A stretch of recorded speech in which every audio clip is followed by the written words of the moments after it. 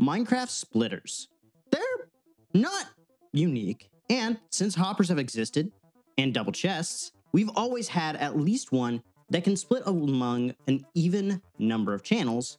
For example, if you put 4 items in here, you'll get 1 item in each one of these chests. And of course, you have your minecart-based distributors, which are definitely useful on much larger projects. And hey, we even got this new one using the boat with chest, which sure allows you to split across a good number of channels as well, all at once.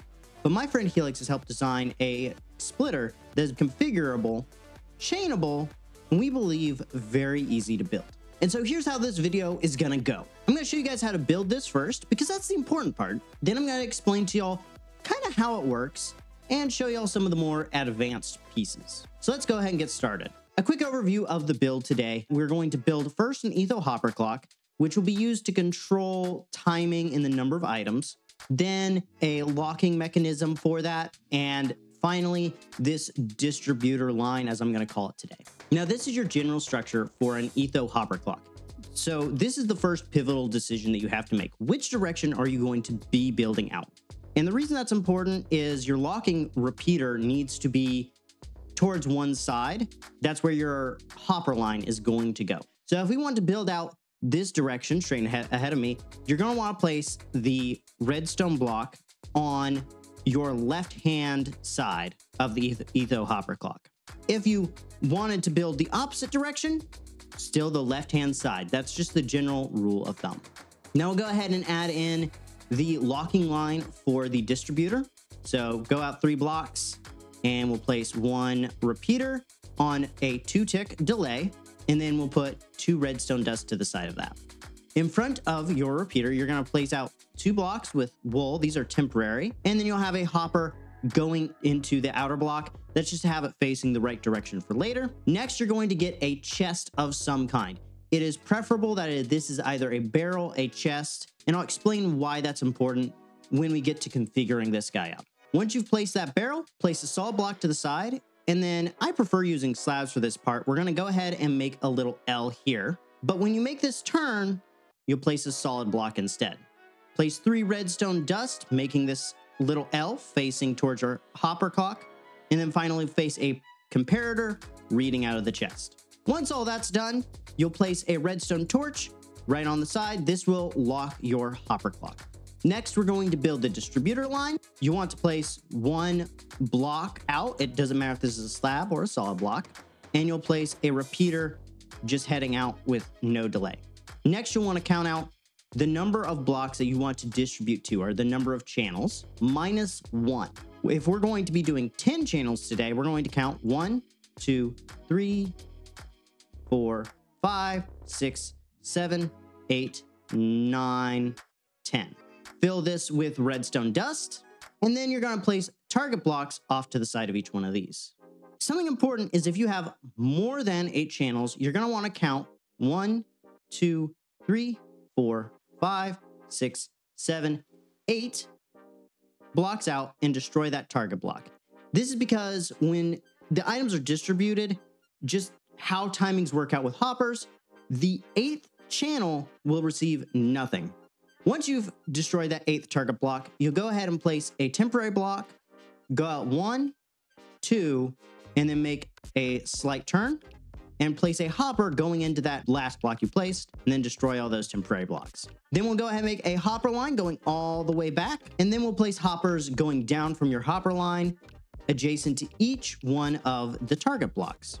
Next is the configuration of the system. So you'll have to get some set of items to put into your etho hopper clock. This needs to be equal to the number of items you're going to be distributing. So we'll be using 10, and so you go ahead and place 10. Make sure that this is placed underneath that redstone block. It will, of course, flow back, but that will trigger your system too early. Next, you'll take preferably whatever block you want to distribute and put 4 stacks of items in. Once you've placed those in, the system will go ahead and distribute at least once, depending on the number of channels you're distributing through. What's going to happen is it's going to get down to a signal strength of 2 being outputted from that chest, and that will relock the system. So make sure to go back through and remove any of the excess from all of these hoppers. There will be a little bit of unevenness. That is only for your first run, so do not worry about that whatsoever. So just running back through that configuration one last time to make sure you're aware.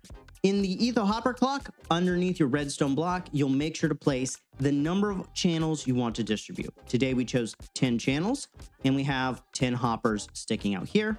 For the chest that you're using, preferably a chest or a barrel, you'll want to go ahead and put in 4 stacks. If you're not using a chest or a barrel, you'll want to make sure that it has an output strength of at least 2, so that when items get put in and they're ready to distribute, meaning it has enough items, it will go ahead and trigger the etho clock to start running again. Now, that's how this guy kind of works, is it just uses the timings between both of these. But it can do so much more when you do a little bit more configuration. So this first example is what we call a chained splitter, where we're splitting this across the maximum number of channels twice. This one runs a little bit differently. Obviously, we have 15 channels maximum that you can sort with, so we have 15 items here. Very frequently, we do use, when we were testing, we found it was best to use whatever item you were sorting. A lot of what we were focusing on was bamboo-based crafting, so you'll see bamboo all throughout our builds. And so for the bottom one, or your last splitter, you just put in 15. And then what you do is on this last one, you will want to make sure you take whatever you're splitting across minus 1 on the second one. So we're doing 15 on the last splitter. So we'll subtract 1, that'll be 14, and you'll add it to the 15 for this first splitter. So 15 for the first splitter, and then you'll do the second splitter minus 1, which makes it 29 in total. If you were to add a third one, then you would do 29 here, and then you would add just 28 plus 15 in this last one. But that's not the only configuration you can use. We're going to be getting the crafter in the next major update for Minecraft 1.21. And a big part of some of these crafting recipes is getting the items just right. For example, bamboo signs can be crafted with just bamboo, but it's not an even number of bamboo that needs to be converted into planks as it needs to be sticks. So right here, we have bamboo being crafted into blocks that are then being crafted into planks. Later on, they'll be used to make signs. And up here, we have bamboo crafted into sticks. So what we've done is we've configured this with 29 items. That will ensure that this last hopper, which your last channel is effectively a overflow channel.